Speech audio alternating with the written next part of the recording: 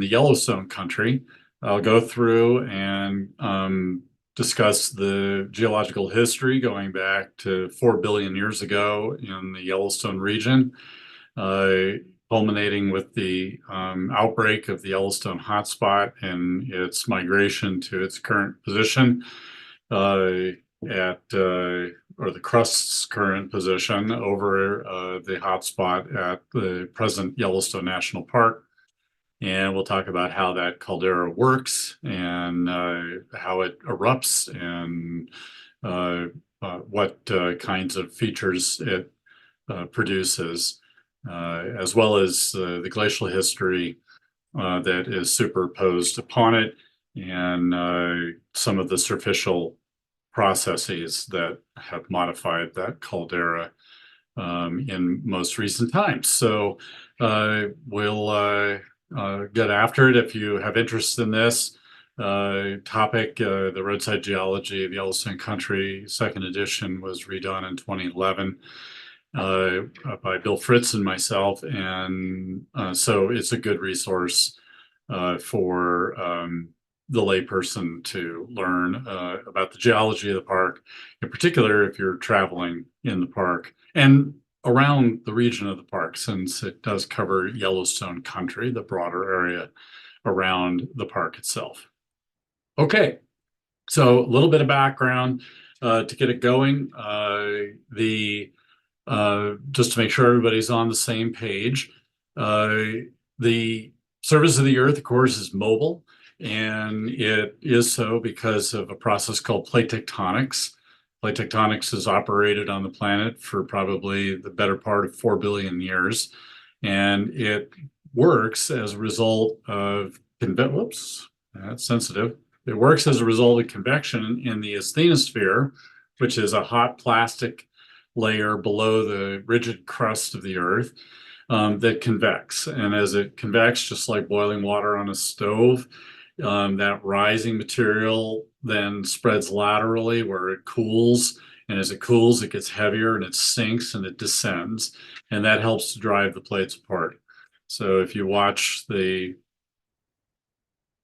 video on the left, you can see the separation of South America and Africa to form the Atlantic Ocean. And you can see the convective cells occurring within the asthenosphere.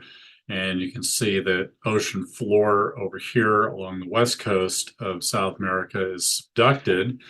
So the Earth doesn't get larger over time. It recycles its ocean floor. So as new ocean floor is created, old ocean floor is subducted. And the other major feature of the planet that is unrelated to, well, it is not directly related to plate tectonic processes, are hotspots.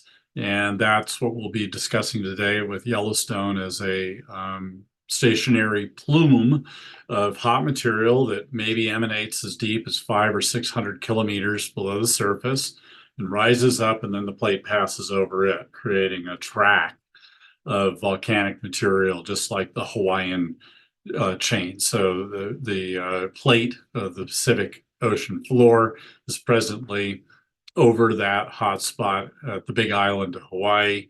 And you can see that the age of the islands gets increasingly older as you go to the northwest, away from the hotspot as they have moved over that hotspot with time. So the action occurs at plate boundaries. Plate boundaries are where you get, with the exception of hotspots, plate boundaries are where you get earthquakes, volcanoes, many of the hazards. Mountains are built in those environments, and so that affects weather and climate. And so they are extremely important.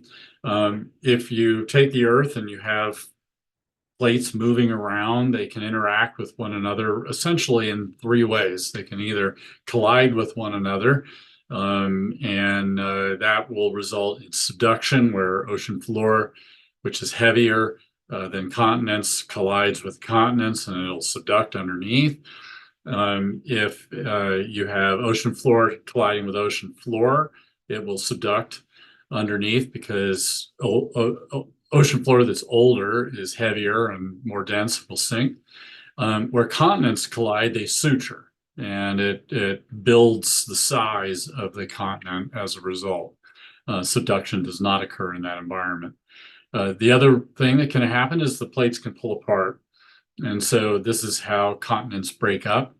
The supercontinent of Pangaea, some 250 million years ago, broke apart through the processes of divergence, divergent plate boundaries, and that created the North and South Atlantic Oceans, separating North America from Europe, Africa, and South America. And then finally, our transform fault plate boundaries. This is where plates slide one past the other, like the San Andreas Fault. This is a function of moving plates on a subspherical object, the planet Earth. It's like being, the seams on a baseball. You can't maintain a straight line. And so in order to accommodate that curvature, there are offsets in the spreading ridges. And so you can see transforms or offsets in the spreading ridges where the plates are pulling apart and generating new ocean floor. And there's sliding that goes on along that boundary. Okay, so with that in mind, let's go back to the oldest rocks that we have in Yellowstone Country. And these are some of the oldest rocks on Earth. We refer to them as the basement because they're at the bottom of everything in the geological stack. Geology is, like reading a book backwards. So that the oldest rocks are on the bottom, in the back of the book, and the youngest at the top. And unless that gets disrupted by plate tectonic processes, and it does.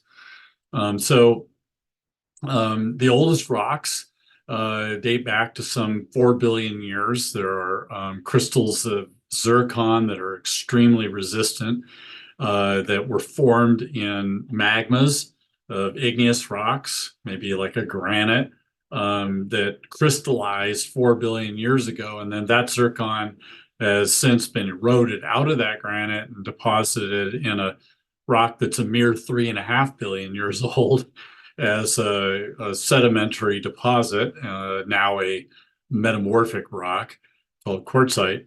And we can extract that zircon and get a date on it and show that there were rocks around 4 billion years ago that became sediments in that slightly younger rock of 3.5 to 3.3 billion years old. Rocks of this age tend to be metamorphosed, meaning that they have been changed. Rocks are like people. The longer you're around, the better chance you've got of being changed, of being metamorphosed.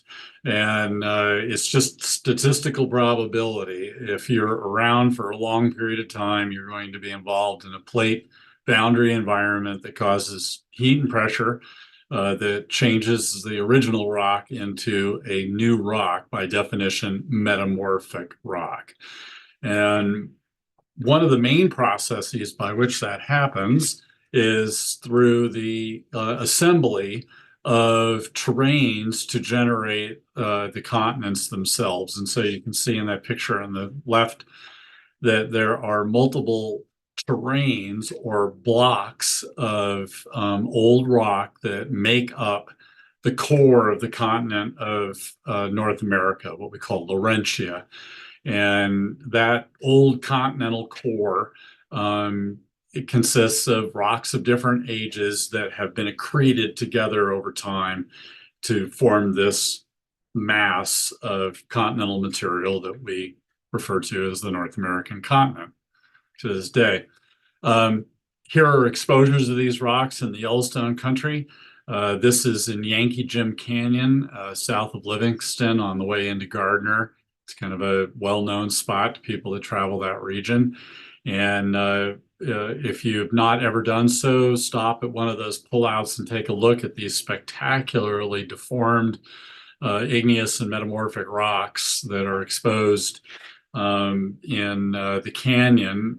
They are exposures of this rock here, what's called the Wyoming province, which are typically 3.5 billion-year-old metamorphic rocks.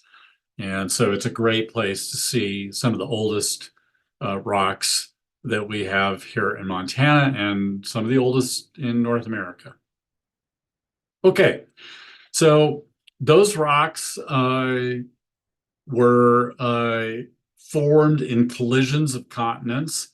And those continental collisions, those terrain collisions, much like India colliding with Asia today, generated gigantic mountains, probably similar to the Himalaya today, Himalayan-sized mountains. And so these very, very large mountains would have persisted for a very long time, taking a very, very long time to be eroded down. We know when they were eroded down flat because they are overlain by beach deposits, which are shown in this picture on the right. Here are the metamorphic rocks and igneous. Here's a dike, an igneous rock down below on the right. And then above are beach sandstones that were deposited about 520 million years ago as sea level rose up over this planated surface in the basement. So Bob Dylan once asked, how many years can a mountain exist before it is washed to the sea?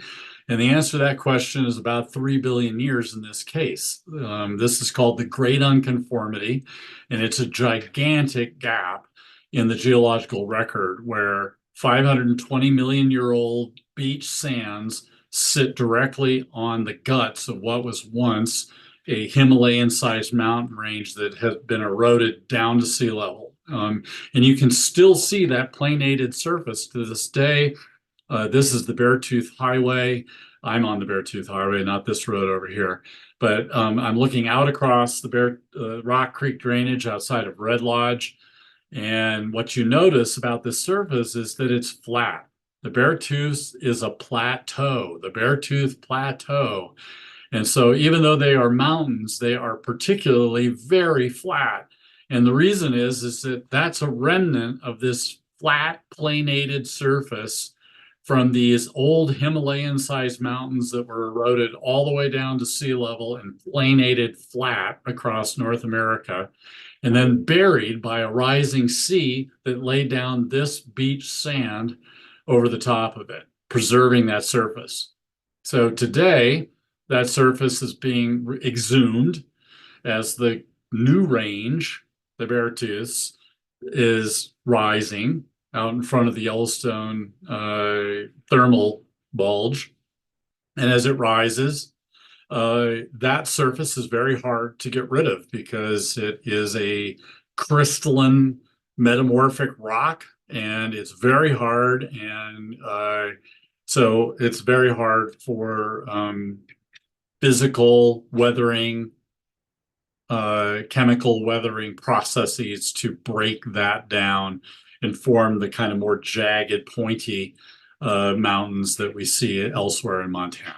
So next time you are in the Beartooth, look for that flat surface. All right, well then, starting during this period of time from 520 to 251 million years ago, there were vast tropical oceans that came in and out and in and out and in and out across this planated surface of North America, depositing a very thick sequence of marine sedimentary and non-marine sedimentary rocks.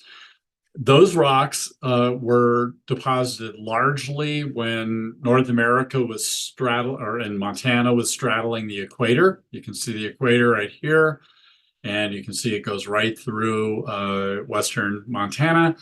And so Montana and its ocean that was covering it, say 350 million years ago, was a tropical marine environment. And so the fossils that we find in the rocks from that time period include things like this clam-like animal called a brachiopod, corals like these extinct rugose corals, and crinoids, which are stalked echinoderms with tube feet, just like a sand dollar or other echinoderm starfish. And you can maybe see in this one right here the star shape in the center of the crinoid columnal. These organisms are exclusively marine, and they occur in this outcropping right here, which is at the confluence of the Lamar River and Soda Butte Creek in the park.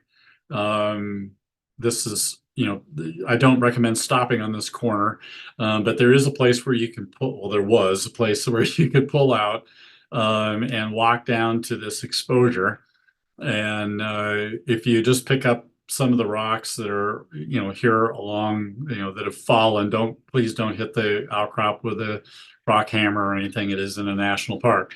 But you'll see the little fossil fragments of these crinoids and other organisms in these pieces that are falling out of this cliff wall. Please leave them. It's a national park. But in any case, they represent this time when the whole Yellowstone region was under shallow tropical waters. And for a variety of reasons, mechanistically, sea level rose and fell and rose and fell and rose and fell, producing this thick pile of sedimentary rock on the planated surface of the basement. All right, then starting around, maybe about 150 or so million years ago, a piece of the Pacific Ocean floor called the Farallon Plate started to subduct underneath the North American plate. And that generated a volcanic arc that was in western Montana through the Bitterroots and into Idaho. And that is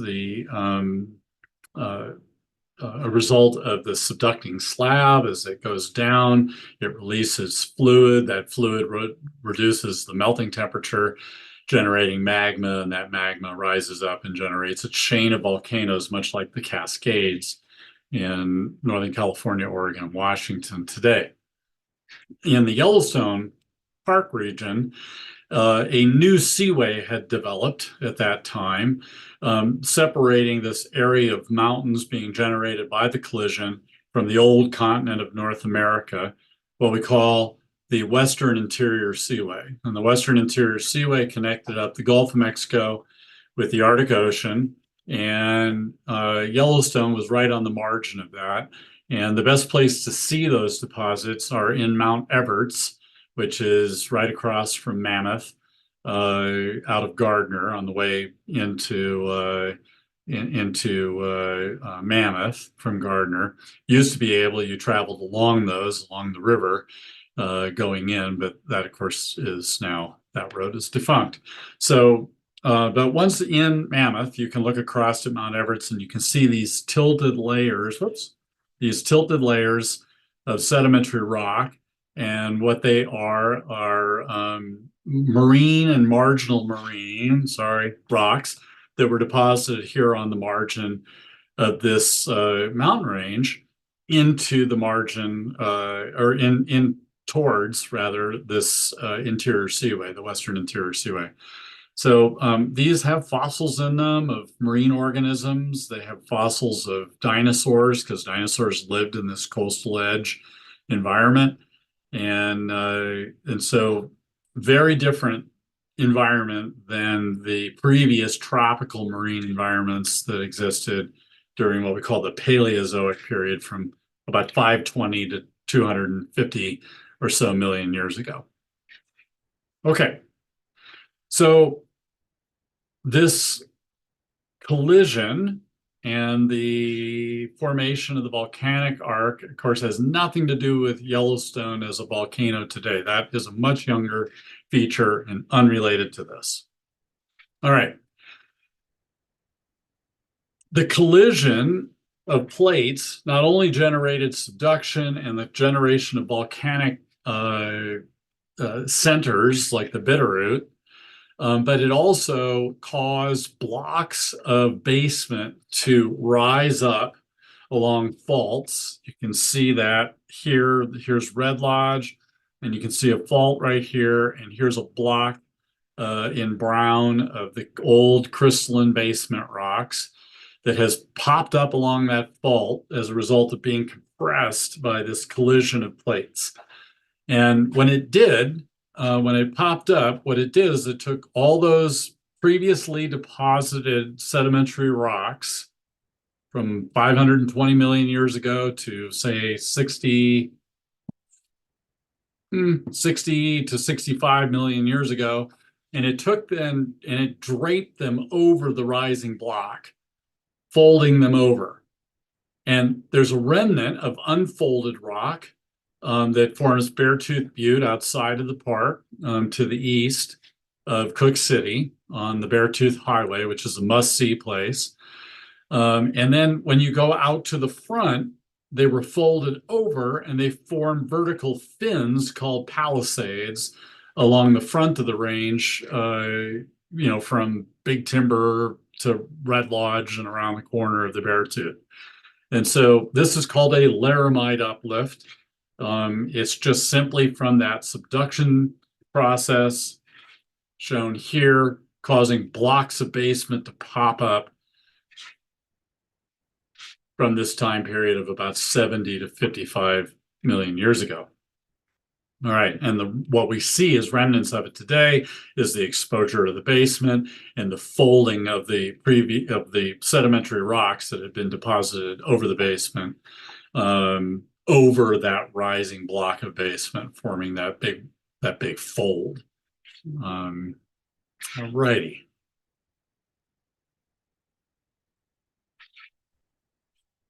So then the subduction zone is not fully over from about 52 to 40 million years ago. What we call the Eocene time was a time when volcanic stratovolcanoes, the types that we see in the Cascades today, like Mount St. Helens, Mount Rainier, Mount Hood, Mount Baker, Mount Shasta, they formed several chains of volcanoes in the Yellowstone Country during this period of time of the Eocene. So there's several belts. The Western Absaroka Belt you can see here on the map, and the Eastern Absaroka Belt here shown on the map were areas of lines of volcanoes. And you can see the yellow areas on this map actually show where there were volcanoes in the past, because we can see the interiors of the volcanoes, much like at Devil's Tower in Wyoming, where you have the guts, the plumbing system remaining from the inside of one of these old volcanoes. A great place to see that is Bunsen Peak out of Mammoth. So as you go up the Golden Gate, Bunsen Peak, straight ahead of you, there is a center, an old volcanic center from 50 plus million years ago. All right. These volcanoes again are related to subduction of the ocean floor underneath the continent of North America. They have nothing to do with the hotspot. They're way older than the hotspot. They're unrelated.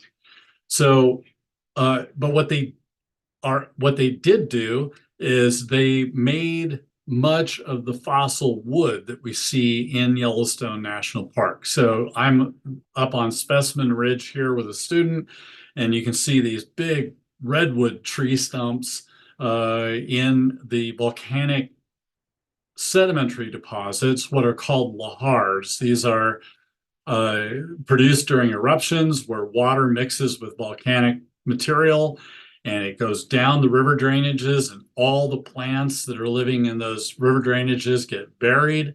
And because the environment is so rich in silica, that silica will slowly over time replace the organic material of the plant and preserve it as fossil wood, which is silica, basically quartz. And so these are fossilized trees.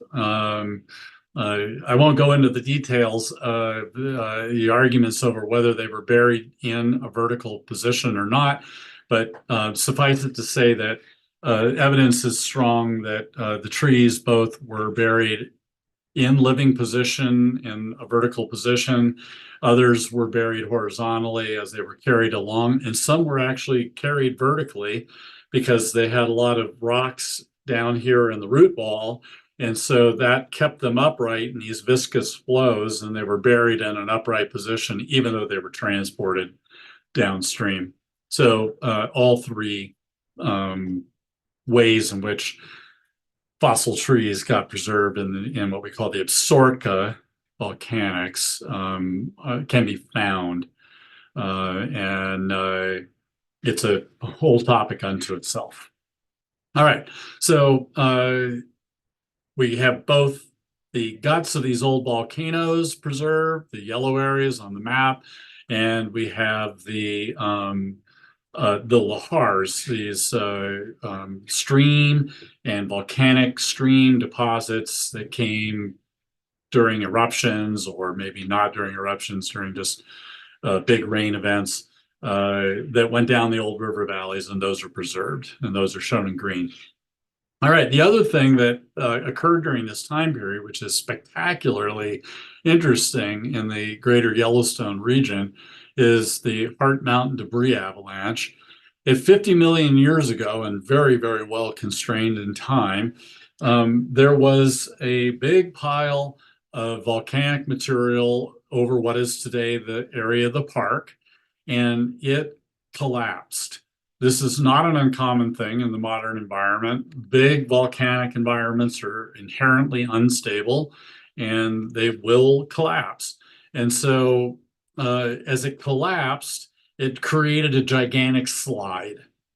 And you can see that in B in this diagram, there's the breakaway point right here. Here it actually is in the field.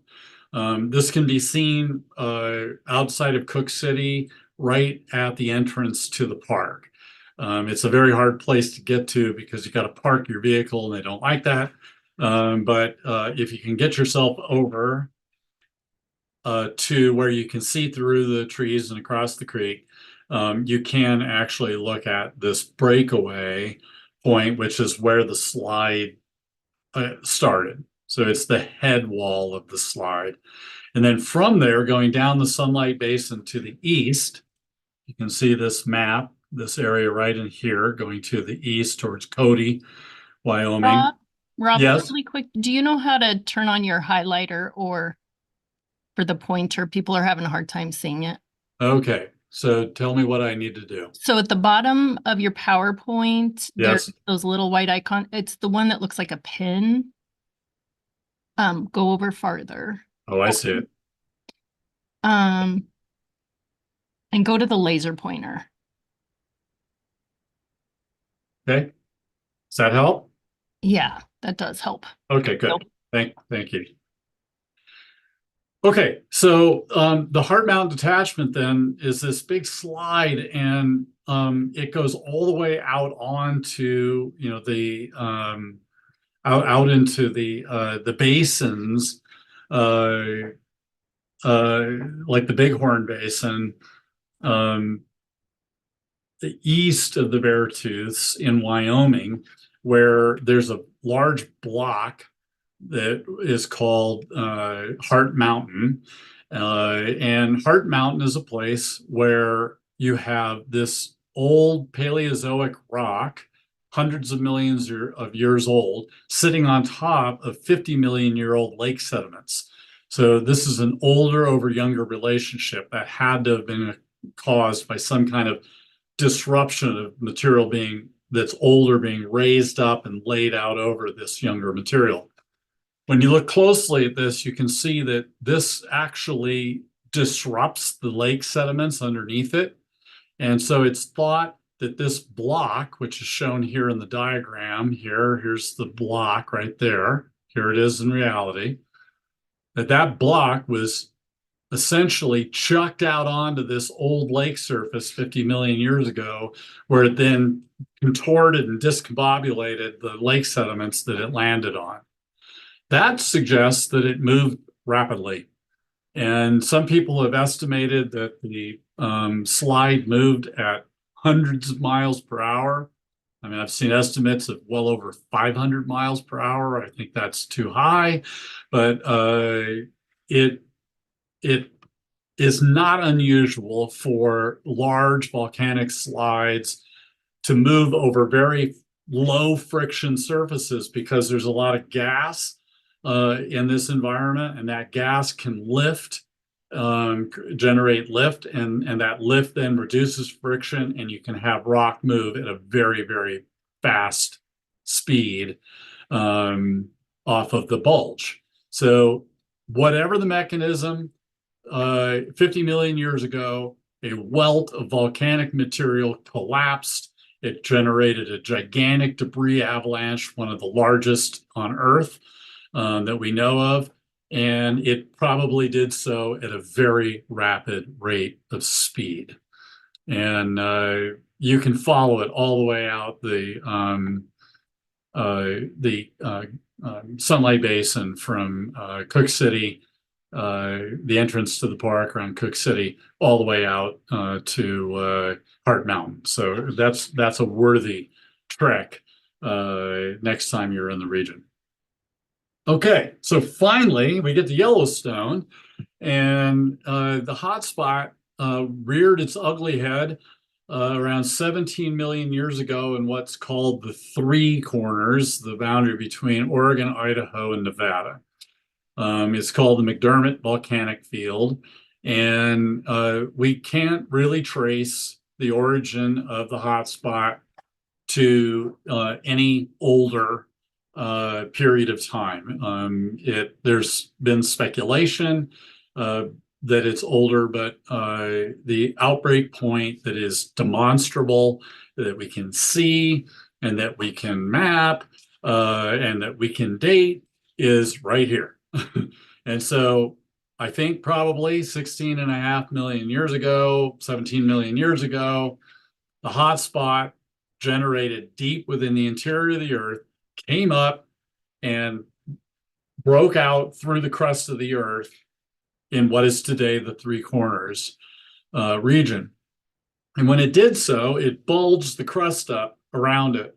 And that generated the ancestral Missouri River, which flowed across southwest Montana and into Hudson Bay. And that'll be the topic of my presentation in May. So you'll want to turn into that because we'll be talking about this spectacular deposit here on the right, which are these gigantic ash towers that occur east of Dillon that are part of the ancestral Missouri River drainage system. And they came from periods of eruption of the past calderas along the track of the Yellowstone hotspot track. And we've got about 11 of these, and they allow us to not only get timing on the eruptions of the calderas, but they also tell us a lot about the processes by which the calderas erupt. These are water deposited. They are not airfall. They're absolutely water deposited. They're lahars. They are volcanic generated flows of water and ash. And we envision that what happened is that the caldera would form, the caldera being a low area accumulated water, just like Yellowstone Lake today in the Yellowstone caldera.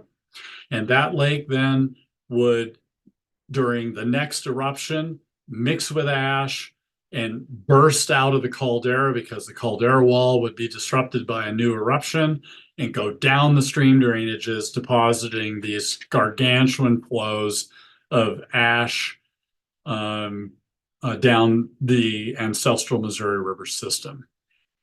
So they are incredibly spectacular and impressive, and they tell us a lot about what life was like in the margins of a continental hotspot for 17 million years. It was a bad day. Okay, so here's the track of the hotspot. Here's the outbreak down the McDermott Volcanic Field, and you can see this track of calderas, and they get younger and younger and younger going to the northeast. And this is because the hotspot is a stationary thing, as shown in this diagram here, and the plate moves over it, like taking my hand and moving it over a candle. And so the plate has been moving at a couple of centimeters per year to the southwest for the last 17 million years. That's about the rate at which your fingernail grows. And it has always been here. The hotspot's always been here. So 16.5 million years ago, this caldera was here. And it's been moved off the bulge, just like Hawaii, and to this spot way far away from the hot spot, just like the hand moving over the candle. And so over time, it leaves a track of itself. The candle burns a hole through my hand, and it leaves a track showing where the plate has moved over the stationary hot spot over time. All right. The present position is called the Yellowstone Plateau volcanic field, and that will be the focus of what we're going to cover through the remainder of the talk. All right, so the magma. So the source of the magma has been a source of some debate. There are people that think that the magma is generated at a shallow depth, and there are people that think that the magma is generated at very great depths of 500 to 600 kilometers, probably down there between the mantle and the core, the boundary between the mantle and the core, but at some point very deep within the mantle of the Earth. So these are very deep-seated plumes of hot material. That model is definitely consensus amongst workers on hotspots these days. But again, there are some people that argue that they're generated at a shallower depth. And those arguments are compelling, but the consensus is again with the deep mantle plume. Notice that it is deflected to the northwest from Yellowstone, and is directly under where I am standing right now in Dillon, Montana.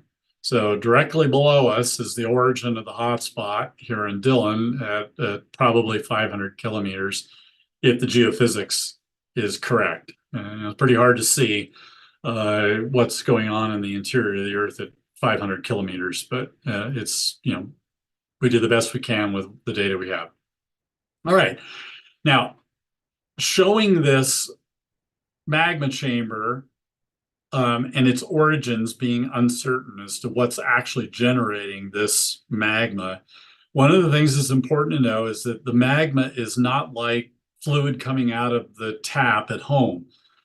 This is more like Play-Doh. It's a deformable solid. This is a material that maybe has 6 to 8% liquid. And so it's just an area that's hotter and more malleable than the surrounding mantle.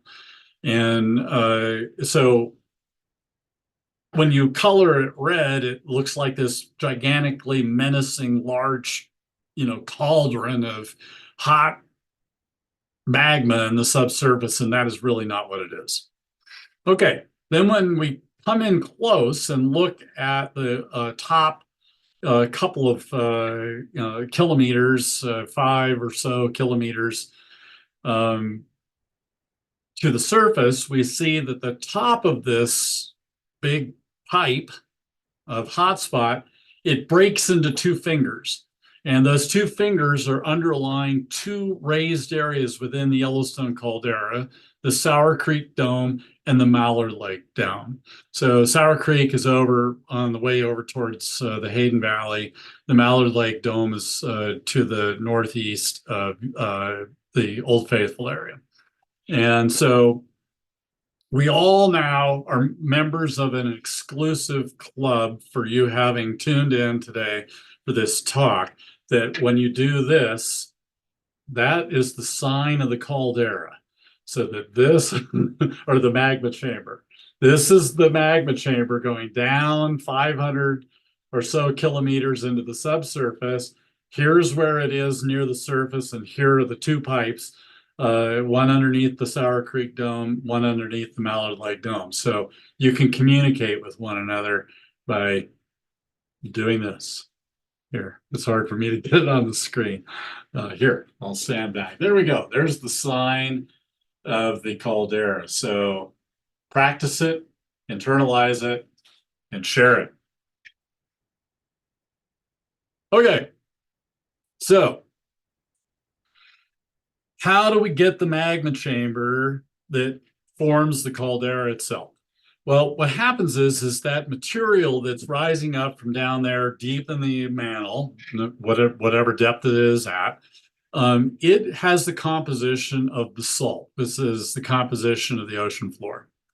That material is hotter than the material that makes up the continents, which is rhyolite. So quartz, feldspar, and mica, that makes up the continent.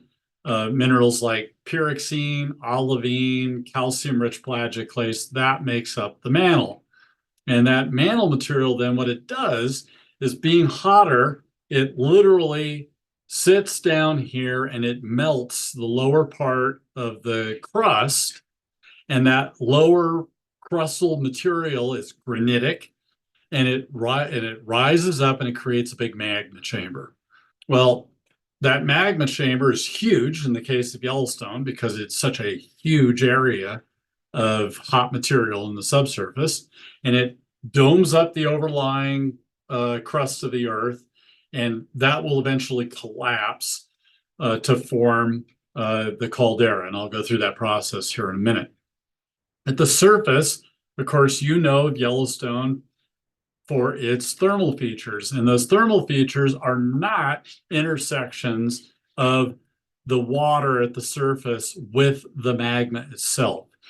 That the magma is way below the water. It is intersecting rock that is being heated by the magma chamber, not the magma chamber itself. That's an important distinction. Okay? All right. So the groundwater is not that deep. It is relatively shallow by comparison to the depth to the magma chamber. But the rock above it is hot enough to heat the rock to the point of boiling and above. Okay, so here's how calderas form. Watch the diagram. You can see the magma rises up. I'll try, it won't let me do that again. So the magma rises up, it domed the overlying material, it created ring fractures as a result. Those ring fractures expelled material from the top of the magma chamber, and the magma chamber, then being unsupported in this void, collapsed upon itself, creating a caldera. So Yellowstone is not a gigantic blowout. It's instead a collapse feature. And what comes out is droplets of fluid that turn to glass. That's ash. So the eruption is of mostly droplets of fluid in the magma chamber. They come out the ring fractures and erupt onto the surface. They might carry some early formed crystals. They might carry some rock fragments, but it's mostly glass that turns to glass when it hits the air, because that liquid crystallizes very quickly.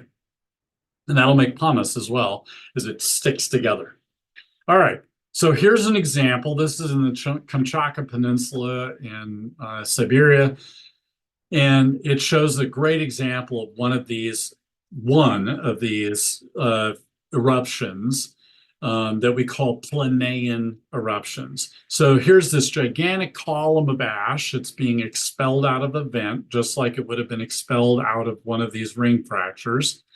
And as it rises into the air, it can reach stratospheric levels. So it goes through the troposphere, which is where we live, and it hits the stratosphere, and it usually somewhere in that stratospheric boundary is about all it's going to go, and it then collapses on top of itself down the column. So the column collapses upon itself, and the material, as it collapses down, it squirts out.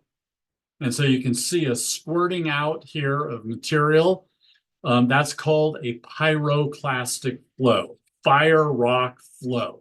These are moving at hundreds of miles per hour, carrying hundreds of degrees Fahrenheit temperatures. This is not something that you want to be in the pathway of. Okay, this happened to Mount St. Helens in 1980 when the North Wall collapsed. On that volcano, there was a pyroclastic flow that was generated, and it incinerated trees. And Harry Truman, who had a lodge there and decided not to leave. Okay, so here it is in cartoon. You can see the magma pulls up or pushes up. It cracks the overlying crust of the earth. Those cracks become avenues for escape of the material of the magma chamber. It's already full of gas. So if you create less pressure by creating cracks, that gas is going to escape. That gas carries fluid.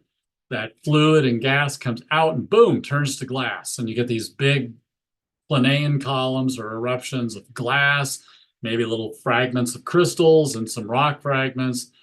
And once the eruption is over, through all these ring fractures, that top of that magma chamber then is no longer supported. It collapses upon itself, creates a caldera, and then the caldera fills in with oozing lava of rhyolite that comes out of the magma chamber. That's at the point when real lava flows are coming out, is after the caldera is already formed. And they are caldera filling in flows. They don't come out when the caldera is forming. When the caldera is forming, you get ash and pyroclastic flows. Okay? All right. So here's the sequence of eruptive deposits. And this is consistent for each one of these calderas with variation, of course. But this is a consistent generalization of the sequence that occurs as the calderas erupt and the deposits that come out. So the first thing that happens is that area is doming and it's cracking. The cracks allow for escape of gas and fluid. That gas and that fluid, the fluid turns to ash, turns to glass. That eruption then creates initially airfall ash, and then that spreads widely from the forming caldera. All right, then that planaean column, and so here's ash. This is ash fall in Nebraska, and this is from one of the eruptions of the Yellowstone track, and it caused grazing animals like camels and rhinos and things that we don't think about in North America today, to essentially die of what's called Meniere's disease, which is, basically they suffocated. Their lungs became filled with fluid from breathing in the fragments of ash. So this is in Nebraska, and this is coming from eruptions of Yellowstone when the hotspot was, or when the crust was over the hotspot, say 10 million years ago. So there's a huge amount of ash. And there's measurable airfall ash in Pennsylvania from past eruptions of the Yellowstone volcano. So these are big, big airfall ash events. All right, then you get these ashy lahars because the calderas have water in them, they have lakes in them, and then that mixes with that ash, and you get these lahars of water deposited ash, like the towers in the Dillon area. This is out the East Fork of the Blacktail, this beautiful, tower of ash that was once part of a big layer of ash that went down the ancestral Missouri River, in this case, 10 million years ago. All right, the next thing that occurs is that planaean column collapses upon itself and spreads out and goes down all the low areas, all the river valleys, and that's called a pyroclastic flow. The French call it a nuée ardente. And these are moving faster than the truck. I'll just say that. And then finally, rhyolite flows fill in the caldera. You can see them here at Twin Falls, Idaho, where you have this light colored rhyolite. And that's infilling in the caldera as lava flows coming out of the magma chamber. And eventually, that gets covered over by basalt. Because once you have erupted enough of the magma out of the magma chamber as lava to fill in the caldera, you'll get clean conduits down to the basalt that created the magma to begin with, and that basalt will erupt onto the surface and cover it all over like a scab. And so on the Snake River Plain, what we see is basalt because that's at the surface. But where the Snake River itself cuts through, we can see there's rhyolite underneath it, and the basalt is just a thin scab over the top of the old calderas and their rhyolite fill. Everybody okay? So airfall ash, then the ashy lahars, then the pyroclastic flows or tuff, then the rhyolite flows that fill in the caldera, and then basalts that cover the calderas. That's what happens time and time again. All right. These eruptions are big. So here's a comparison. Mount St. Helens in 1980, 0.1 cubic miles of material. Here's the first eruption of the Yellowstone Plateau volcanic field, what we call the Huckleberry Ridge tuff eruption at 2.1 million years ago. It's 600 cubic miles of material. That is 6,000 times larger. So Yellowstone is 6,000 times larger than the 1980 eruption of Mount St. Helens. There is no comparison. This is the world's largest explosive volcanic center, period. There's nothing even remotely close. Okay, so what's that eruptive history of what we call the Yellowstone Plateau Volcanic Field, YPVF? Okay, here it is. So the Yellowstone Plateau Volcanic Field is right in here. Here's Yellowstone Lake. And notice you can see this thermal bulge around it. The crust, including the Beartooths here. Here's the Gallatins, the Madison. This is all domed up around the Yellowstone volcano. So it's a gigantic source of heat. And everything that the mountain region around it is all domed up. So the Beartooths are up and high because they're domed up out here on the northeast wall of the thermal bulge of Yellowstone. Okay? All right. So over the last 2.1 million years, there were 3 calderas that formed. The big one of all of them is at 2.1. I refer to them by their tuff names. The Huckleberry Ridge tuff, you can see it in purple here. Comes around like that, goes right through Lake Village right here, through Canyon right here, up around through Norris over here, West Yellowstone, just outside of West Yellowstone right here, and way out here to Mesa Falls in Idaho. Then there was a 1.3 million year old caldera. That's the Mesa Falls area and its associated tuff. We think this is a resurgent dome with inside of the caldera that formed at 2.1 million years ago, but it is a caldera of its own. And then the last one, 639,000 years ago, that's the Yellowstone caldera shown in red here, and that's the active area of volcanic activity today in the park. Okay, so let's look at what these things look at. Eruption 1, Huckleberry Ridge tuff, is well viewed on Mount Everts from Mammoth, and it shows the sequences of events that I talked about. Here's the old Cretaceous sedimentary rocks. Notice that they're orange down here because they've been baked by the heat of this inflowing pyroclastic flow, this hot material. And as it came in, it first had airfall ash. So if you look carefully, you can see the white layer at the bottom here. That's airfall ash. So that's the first thing that occurs. In this particular spot, there's no lahar.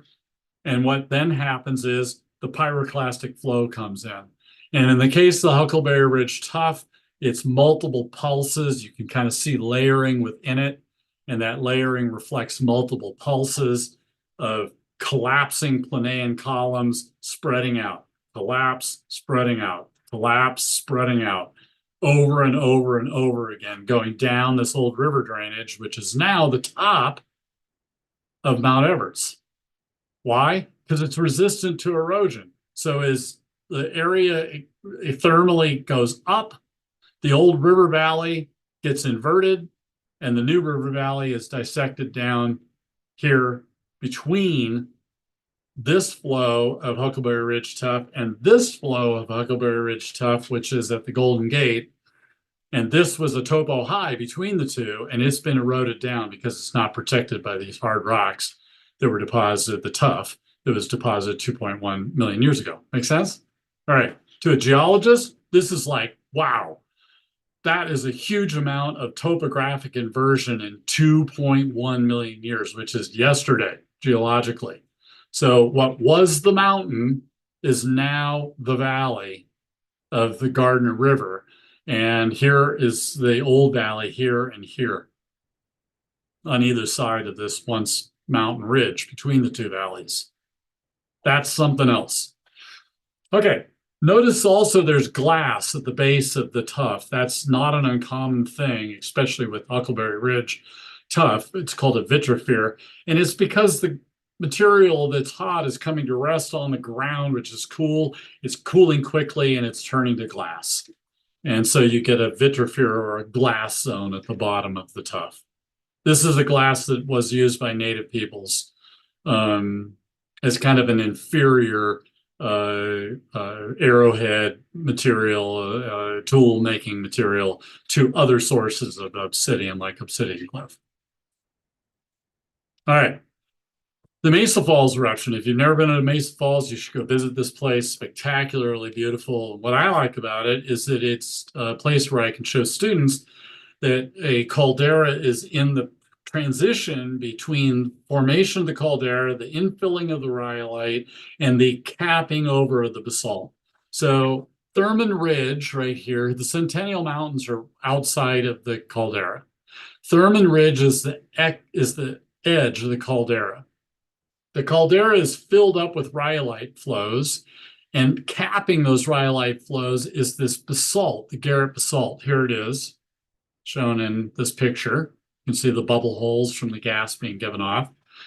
And so this caldera is filling up. It's filled up with rhyolite and it's being covered over with basalt. So it's showing all the different layers of caldera deposits that we talked about earlier. This is the pyroclastic flow deposit, the Mesa Falls tuff, which can be seen well in Road Cup just north of Ashton, Idaho. And then, of course, the spectacular waterfalls along the Henry's Fork, which are there as a result of these flows on the interior of the caldera that created nick points for the river to form a falls. All right, the most recent eruption is called the Lava Creek Tuff, or the Yellowstone Caldera. And that occurred 639,000 years ago. It's really well exposed in many places in the park. One of my favorite places to look at it is on the southern end of the park as you're heading out towards the Tetons. There's great exposures in there. And there's also good exposures going north out of Madison Junction towards Norris. And they use it as building stone. So if you really want to look at it, one of the best places to see it is just stop and look at some of the handiwork along the roads and the bridges and the retaining walls and so on. And a lot of that is Lava Creek tuff that they've used. Here's what it looks like up close. You can see it's mostly this fine grained material, which is ash or glass.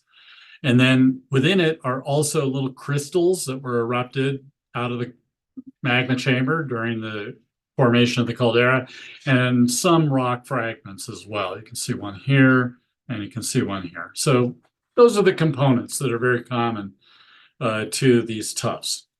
Ash, crystals or phenocrysts, and rock fragments. All right.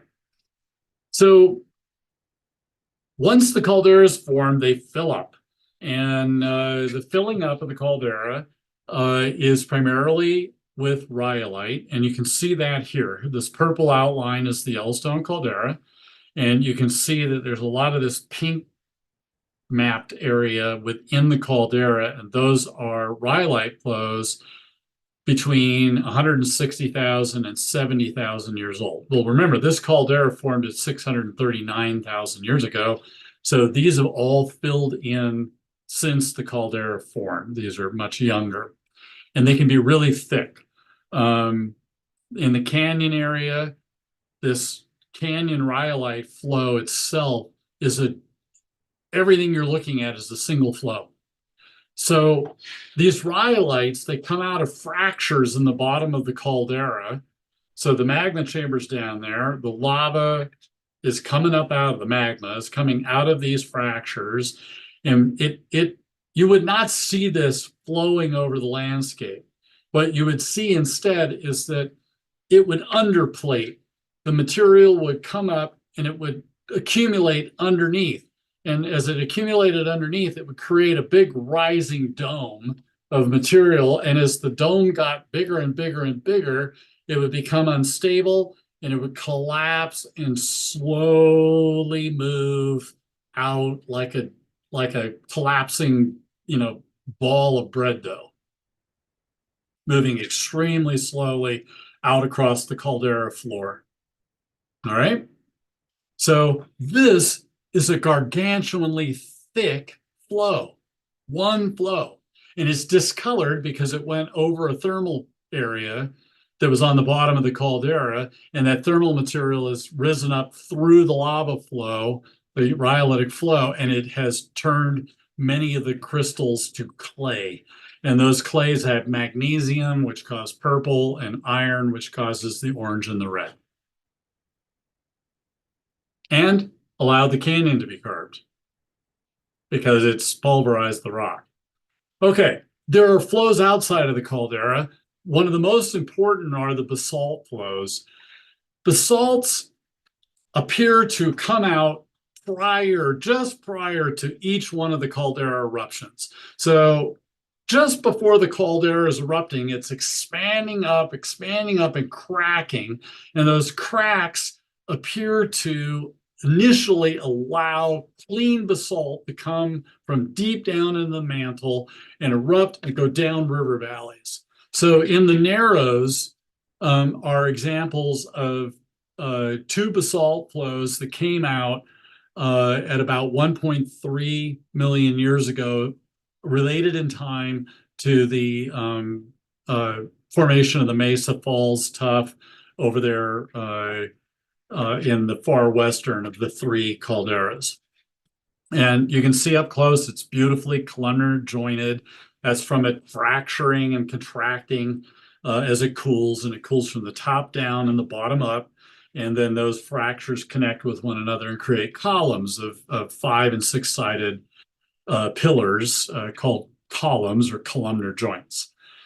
But the key thing, again, to remember is that these basalts outside of the caldera are that indicator that a caldera is going to form. I like to call them precursor basalts because they're telling us a caldera is about to form. And there's precursor basalts for each of the three eruptions that make up the three calderas of the Yellowstone Plateau volcanic field. Not all the eruptions that occur outside of the caldera are basalts. Some are rhyolites, like Obsidian Cliff, and that just probably reflects the fact that the whole region is doming up and cracking, and as a result, there are conduits that do make their way into the margins of the caldera, not just within it. So there are, in other words, conduits or fractures to allow for lava to come out outside of the caldera after the caldera is formed. And those are the rhyolite flows that we see outside of the caldera. In the case of Obsidian Cliff, we could spend a full hour just talking about its formation, but it is not because it quickly cooled. that is a misnomer that is out there regarding this flow. And it crystallized glass because it was very dry. When lavas are very dry and don't have a lot of water molecules, they tend to crystallize very quickly and form glass. I'll just leave it at that. Okay, then there's holes in them, and the holes fill in with other minerals, and those are lithophysae and spherulites. You can read about it in the roadside book. All right. A very common process, and something that, if I were to be worried about my health and well-being being, within a stone's throw of Yellowstone National Park and this gigantic explosive volcano, the thing that is really more common than anything else are what we call hydrothermal explosions. So what happens is there's groundwater in the subsurface that's under pressure and it's being heated. That's what creates a geyser. Well, you can have very large pools of heated material in the subsurface that are under pressure and kept, from boiling out of the ground by that overlying pressure. If for some reason that overlying pressure is reduced, it can catastrophically blow out and create a eruption crater that truly is a blowout, not a collapse in, but a blowout of material from steam. So this is groundwater that's flashing to steam and creating a big blowout.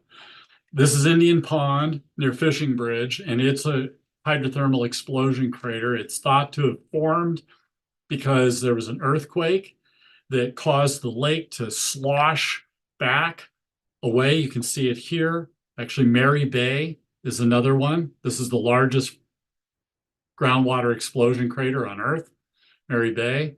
You can see, if you guys can follow my cursor, there's the outline of it right there. It's huge. This is Indian Pond, this little small dot right there. So Mary Bay is a whopper, and it appears to have been a hot pool of water in the subsurface. There was an earthquake probably on one of these two faults down here. It caused subsidence down here. The water in the lake sloshed this way, and the reduction in pressure from the removal of the water from the lake caused the groundwater to be under less pressure, and it flashed, steamed, and flew out and created Mary Bay. Then the water sloshed back, picked up all the debris, and laid it down across Pelican Creek, where there's rock debris everywhere from this explosion crater. Kind of a tsunami deposit, if you will. All right, then there's glaciation. Once we generate the caldera, it's been covered by ice multiple times. Glaciations occurred over the last 2.5 million years. And the last two major glacial episodes, one was at roughly 20,000 years ago, and the other, at 140,000 years ago. And the caldera was there in both cases. So the caldera was covered in ice. So here's a map that shows ice coverage over the Yellowstone Plateau, and of course the Beartooth over here, and then exiting out the Yellowstone River towards down the Paradise Valley to its terminus, which is near Prairie, Montana. Now, an interesting feature about the ice, there's many. Not only did it carve this beautiful landscape of Pilot and Index peaks in the Cook City region. This is a glacial horn, the Matterhorn. I mean, this is really the Matterhorn of North America in many ways. This is glacially carved, and this whole valley was filled with ice during the last glacial advance. One of the things that we see is that the ice goes away over the Yellowstone Plateau first, and that allows ice that's on the Beartooth Plateau to flow into the caldera and dump rocks. How do we know that? Because we see huge blocks like this one right here of granitic gneiss from the Beartooths inside of the park. This is sitting on the rim in Canyon. There are no basement granitic rocks in the caldera. it had to have been brought in by ice, and we can actually trace it to its exact origin up Slough Creek in the Beartooth. So it traveled all the way from the Beartooth and up the Yellowstone River and dumped on the edge of the Yellowstone River near Canyon. That's something else. And it tells us that the ice goes away over the caldera first, and then the ice goes off of the surrounding higher topography last.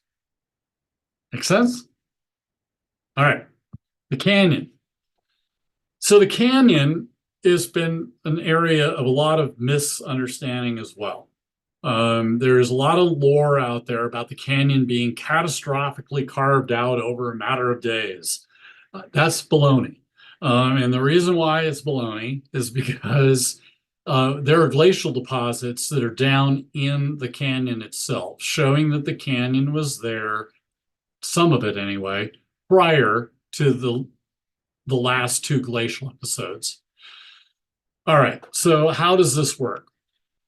Well, remember, the rhyolite that forms the canyon area got pulverized and altered by hot water that migrated up through it because it flowed over a thermal area. And that thermal hot water rose up through it, turned a lot of the rock into clay, and made it easily erodible. So it's been eroding its way for probably well over 100,000 years. Back towards the lake. All right. We know this because, again, there are glacial deposits in the canyon. So the canyon was there and the ice came in to the canyon. Now, what's interesting is the canyon is very V-shaped, and glaciers tend to create U-shapes to the profiles of valleys. And the reason why it did not do that is because the Yellowstone Plateau is flat. It's flat. So the ice sat in there, thousands of feet of it sat in there and didn't move much, just capped over and protected the old V-shaped canyon. And when the ice went away, there was the emergence of the V-shaped canyon once again. Okay. All right. So why the falls? Well, as it's been eroding back this way, it's finally gotten to the point where it's hit rock that was not altered by that hot water percolating up through the rhyolite. And so it's jumped up. It can't carve as easily here as it does out here. So as a result, there's a waterfall because of the hard rock that it's hit. So it's jumped up in elevation. Make sense? All right. Hydrothermal features. So the park is well known for hydrothermal features, of course, fumaroles, hot springs, geysers, mud pots, and so on. It's a topic unto itself to go into, but just suffices to say this is Earth's largest concentration of thermal features. And they're well above the magma, as I said earlier. They're in the upper 600 feet of the crust in the park. They do not extend, the water does not extend down to the magma. Water, of course, boils at a slightly lower boiling temperature because of the altitude, and there's very hot water there. There was a record temperature of 459 degrees Fahrenheit at 1,000 feet in a well at North Geyser Basin. That was intersected. How can it do that? Well, it's under pressure. So you can go way above the boiling temperature of water because the pressure allows that to occur. That's how a geyser forms. So water hitting the surface, percolates into the subsurface, gets heated up, not by the magma, but the hot rock in contact with the magma. It then rises up through conduits in the rock, but there's pressure of the overlying water column and constrictions. And those things combined keep the water down in the subsurface, and it reaches beyond the boiling temperature. It goes into superheated water, and then that allows gas to escape. And once the gas escapes, the pressure drops and the water column is able to be expelled. It actually mostly comes out as gas and then turns to water as it hits the atmosphere. So So when you look at a geyser, you're mostly seeing eruption of gas that's turning to water. All right, this map shows the distribution of these features. Those that are in the caldera tend to be silica rich because of all the lava. As you get away from the caldera, you get travertine like mammoth because it's going up through limestone, which is exposed here in the Gallatins. Notice in this map, the Gallatin Range comes along and boom, is gone. It fell into the caldera that formed 2.1 million years ago. That's something else. You have a whole mountain range that was here, and it collapsed and fell into the caldera 2.1 million years ago, just gone. Okay, so these are big events. So a little action over here on a mud pot. Mud pots tend to form where there's a lot of clay that the hot water is intersecting, making availability of sediment so that the water is, not just water, but is water and sediment mix. And so you get mud pots. And the mud pots will vary during the year depending upon what time of the year it is and where the level of the groundwater is. So when the groundwater is high, they tend to be more fluid. And when the groundwater is low, they tend to be more viscous. Okay, so travertine outside of the caldera typically because it's intersecting old tropical marine sedimentary rocks. And within the caldera, sinter, which is microcrystalline quartz or hydrothermal quartz, hot water deposited quartz that's coming up through the lava flows inside the caldera, which are made out of quartz, a lot of quartz, rhyolite. And those will erupt to form the white crusts that you see in the geyser basins. And they form towers on the floor of Yellowstone Lake. These are some towers that were extracted from the sinter towers that were extracted from Yellowstone Lake a number of years ago. So those are coming out of hot springs underwater in the lake. All right, then there's this connection between the geology and the biology. There's a zillion of them, just a few that I think are fun.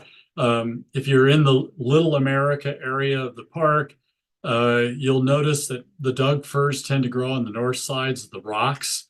These are glacial boulders, and what they're doing is they're creating a little protected area for moisture. So any potential tree growth has got a better chance here on this north side where it's protected and there's more moisture from that boulder. So take a look. Next time you're there, you'll notice that almost all the trees are on the north sides of the boulders. The bison, of course, love the lake sediments in the Hayden Valley. They like to roll around in it. They like to eat it for salts. And this is also an area that controls then the distribution of things that hunt bison. So wherever bison like to be, that's where wolves, like to be. And also denning, is capable. It's a lot easier to den and dig a den if you have to dig a den in these soft lake sediments of the Hayden than it would be in the hard rhyolite flows within the caldera itself. You might be able to find holes within the rocks, but digging a den is easier in this whole lake sediment. And then, of course, life at high temperatures and the thermal features, whole topic unto itself for another day. All right, caldera is going up and down and up and down and up and down. This has been measured for years. Here's a satellite diagram showing a bullseye pattern near Norris of uplift, and then it'll collapse and go down. So the caldera expands and contracts. This is a normal process that goes on. It's probably largely due to gases and water, not the magma chamber itself rising up and expanding up. It's the stuff above the magma chamber. So that makes it a little less scary when the area is expanding up or contracting down. We can see that it's happening because here's the Lamar River, and you see these benches And these benches are terraces. They show us that the ground is going up and the Lamar River is cutting down through, leaving behind old floodplain surfaces as the river dissects down through this expanding and uplifting terrain around the thermal bulge. So again, this whole area out here on the frontal edge of the caldera is all thermally expanding up. The Beartooths are rising. The Absarokas of Wyoming are rising as a result of this thermal expansion. All right, that can generate earthquakes. We, of course, had a big earthquake in 1959. What happens is those rocks are being put under a lot of extension and pulling apart as they bulge up. And as a result, you get blocks that drop down relative to blocks going up. And so here's the scarp from 1959, human for scale. You can see 27 plus feet of offset occurred. Most of it down, as I showed in the diagram here. Most of it down, very little of it up. About maybe 3 feet up and the rest down. So it's pulling apart and we're dropping valleys. That, of course, triggered a big landslide that came out, caught air, and rode up the wall on the other side, creating Quake Lake behind it. So here's the visitor center. Here's the landslide debris from 1959. And then this lake did not exist until the quake in 1959, generating Quake Lake. Okay, so what's the future of Yellowstone? I know we're getting out of time. Change. And we really saw that in spades just recently. Take a watch.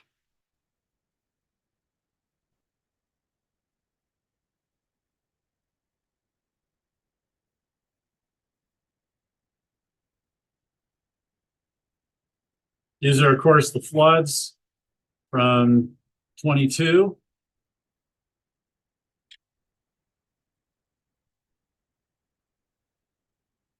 Big rain on snow event.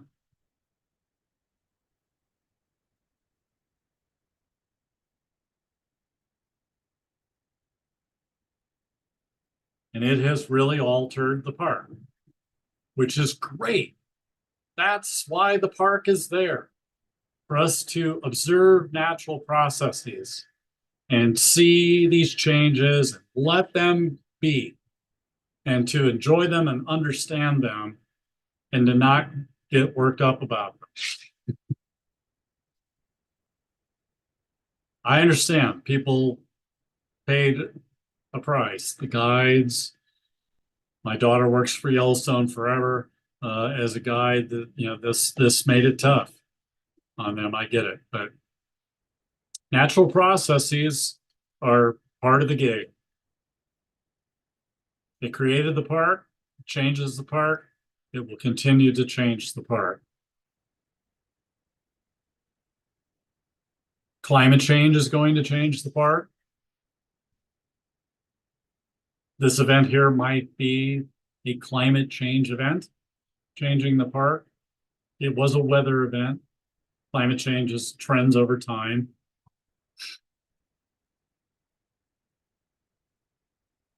But wonderful natural hazards. The transformation of the landscape.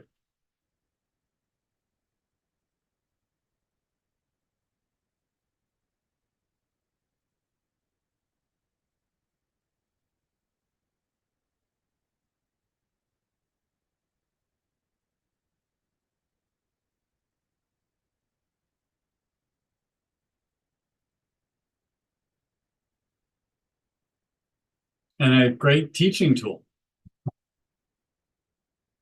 I can take my students to see natural hazards in action. Okay, and with that, I would be happy to entertain questions. Thank you so much for sticking with me. Those videos are crazy. They're very cool. Yeah, it is, isn't it?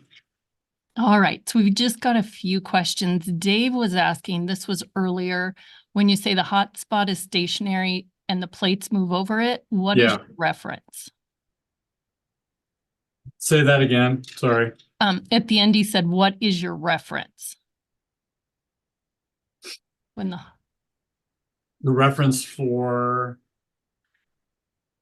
I I wish I could look at the question, but I don't seem to be able to get out of this. so if you hit stop share, Oh, here, I can get out of the laser pointer, I think, right? yep. And now, And then I can go to chat. There we go. Okay. And is this high on the early on? yeah, from Sharing? Dave Andrews. Okay. Yes. When you say the hotspot is stationary and the plate moves over it, what is your reference? Ah, okay. So the reference is the track of the hotspot itself. So if I can, I think I can. Nope. Let me do this.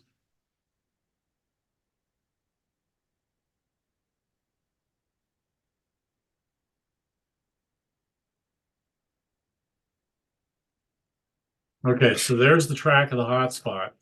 So this track is a track of volcanic activity that has a geochemical connection from one caldera to the next, to the next, to the next, to the next, to the next. The reference then is that we know that these are all tied to one another in terms of their origin from a deep seated thermal plume going down into the subsurface. How deep, again, is a matter of debate. But to get the track of it, to get the movement of it, that means the plate must be moving in the direction of the arrow over this stationary point. So the plate's moving like that over that stationary point, generating this series of volcanic eruptions that share chemistries and commonality from a single source, a thermal plume that can be imaged using geophysics in the subsurface so that we know that it is there. The question is how deep is it? Does that answer the question? I think that's perfect. Great. Um, so this one also was early on. Stephen Chambel was asking, were there other hot spots in Nevada and eastern Southern California? Yeah.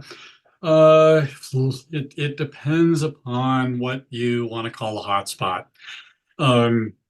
The people that work, I've spent a lot of time talking with people that work specifically on hotspot volcanism.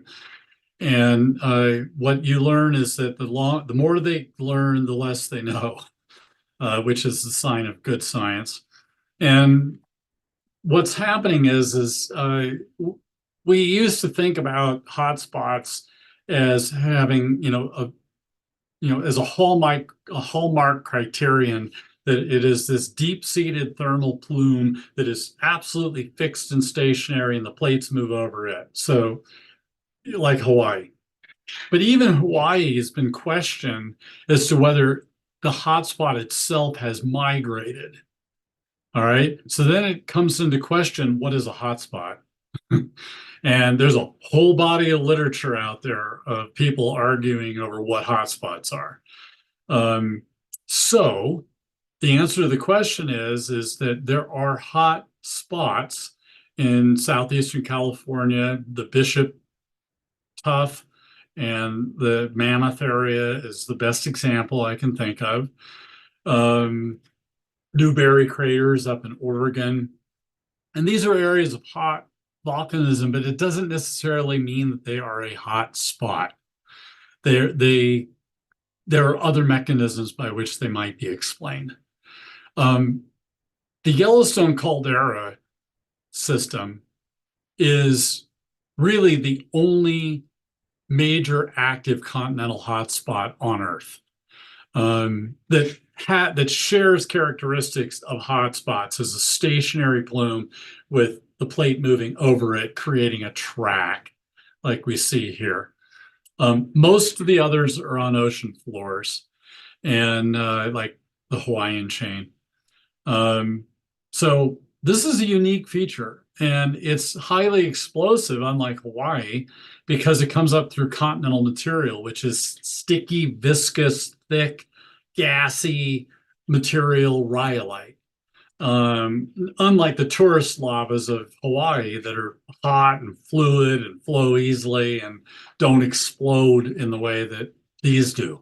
So this is a unique thing, Yellowstone, in many ways, and it is without question the largest explosive volcanic center on Earth. Nothing else is even close.